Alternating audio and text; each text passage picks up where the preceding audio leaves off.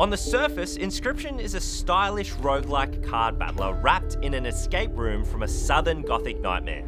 But after 50 hours spread across PC and PS5, I gotta tell ya, it's so much more. It's a riddle that unfurled its gnarled claws from the shadows, clutched me by the ankle, and dragged me into its depths.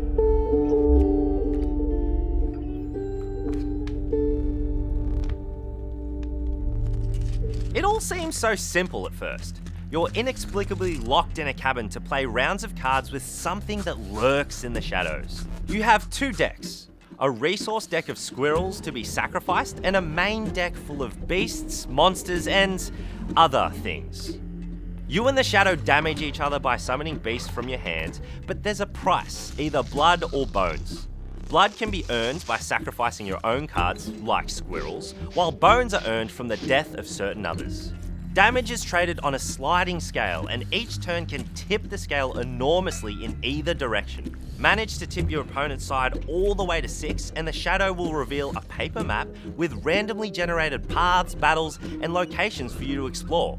Oh, and damage is recorded with teeth.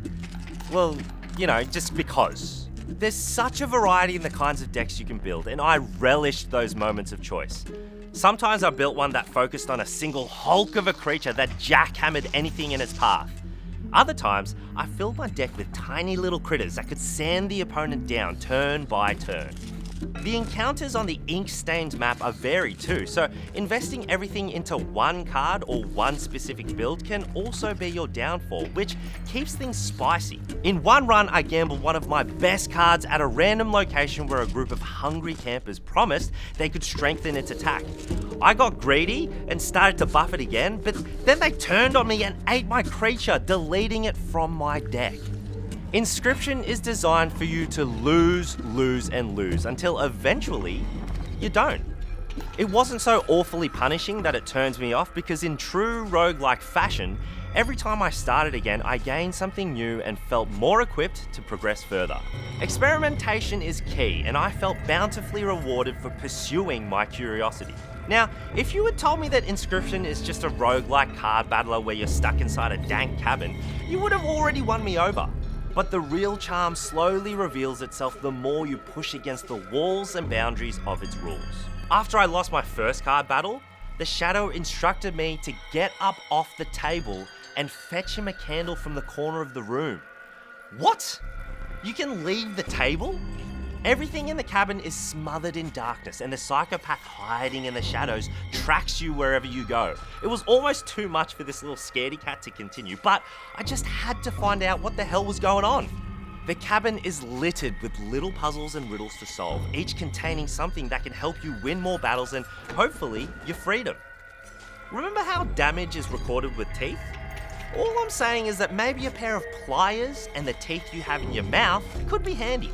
I played Inscryption first on PC, and the PS5 is a fantastic port, but I'd say the best gameplay experience is on PC because it feels more explorative. With a mouse cursor, you can click on certain objects like bone coins, revealing secrets, and just cool little moments.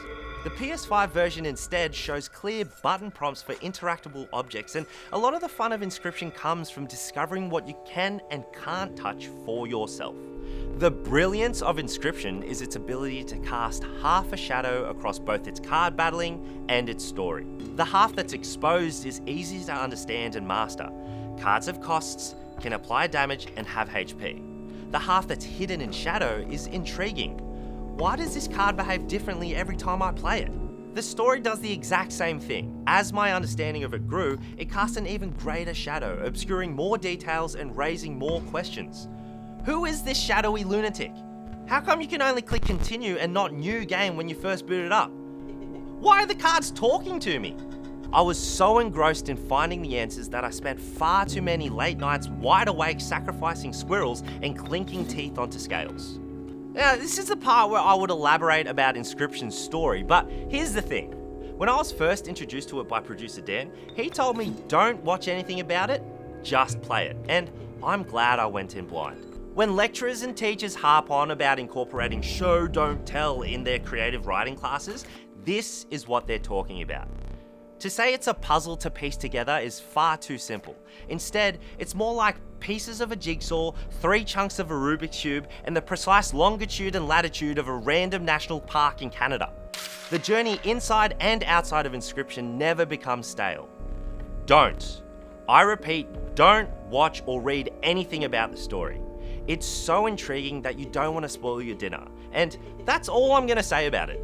Inscryption tickles your curiosity, then takes it hostage. It locks it up inside a musty cabin in the woods and then slides the key into the most unused pocket of your cargo shorts. Its original addictive and deep card game isn't even the best part. It's the kind of game that you can only really talk about to others who have already finished it. So please, finish Inscryption, digest the insanity, and we'll have a big old chinwag. Play.